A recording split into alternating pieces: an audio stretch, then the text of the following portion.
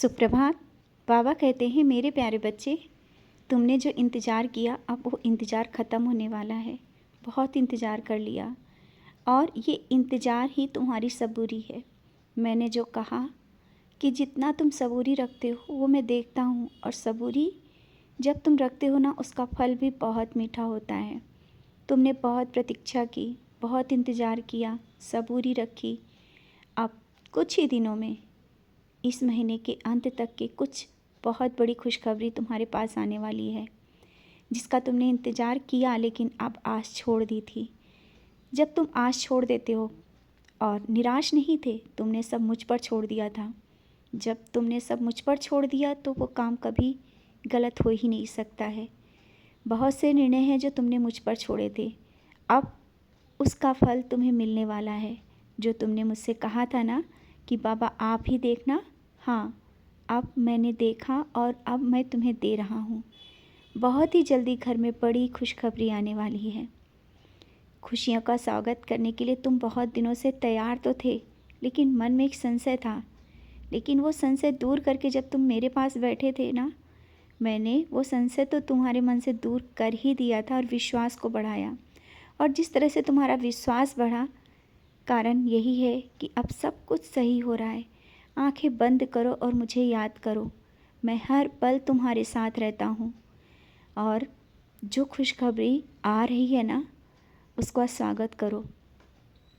तुम्हारे जीवन में एक नया बदलाव होगा। कुछ दिनों से ठहराव था, कुछ सालों से तुम्हारी ज़िंदगी ठहर सी गई थी। तुम्हें लगता था कि तुम ये सब कैसे बदलेगा, तुम्हारी ज़िंदगी में कुछ बदलाव आएगा या नहीं, तुम कुछ बदल पाओगे या नहीं, क्या हो रहा है। और तुमने बहुत बार पारायण भी किया और बहुत सी पूजा की, लेकिन तुम्हें लगा कि शायद बाबा नहीं सुन रहे हैं, अब मेरी नहीं सुनी जा रही है। मैं कान बंद करके बैठा था क्या? नहीं ना।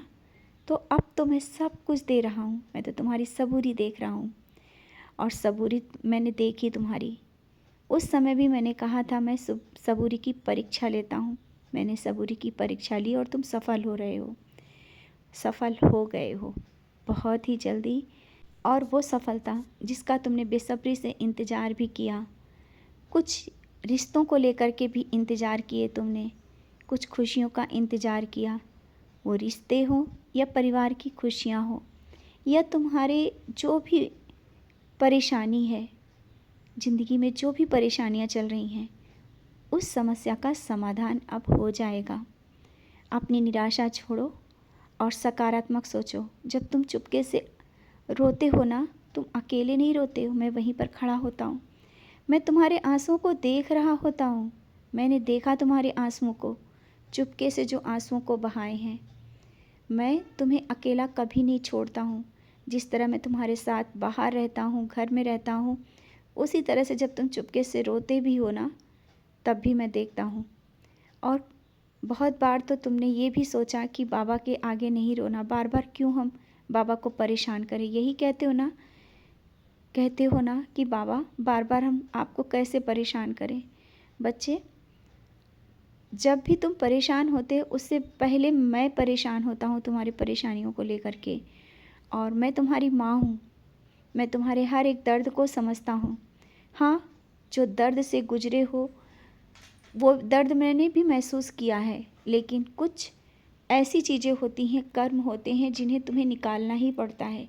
लेकिन साथ में जब मैं चलता हूँ ना, तो बड़े से बड़ी परेशानी वो छोटे से निकल जाती है। परेशानियाँ बड़ी हों या छोटी, धीरे धीरे करके सब निकल गई हैं। रिश्तों को लेकर के चिंता मत करो। जो रिश्ते तुम्हारे हैं वो बहुत जल्दी तुम्हारे करीब आ जाएंगे। गलतफहमियाँ बढ़ गई हैं, उसके पीछे भी कोई कारण ही रहा होगा, और वो कारण तुम समझ रहे हो। रिश्तों के पीछे भागो नहीं, अपने समय को व्यर्थ मत करो। सब कुछ तुम्हारे पास करीब आ जाएगा। निश्चिंत रहो और खुश रहो।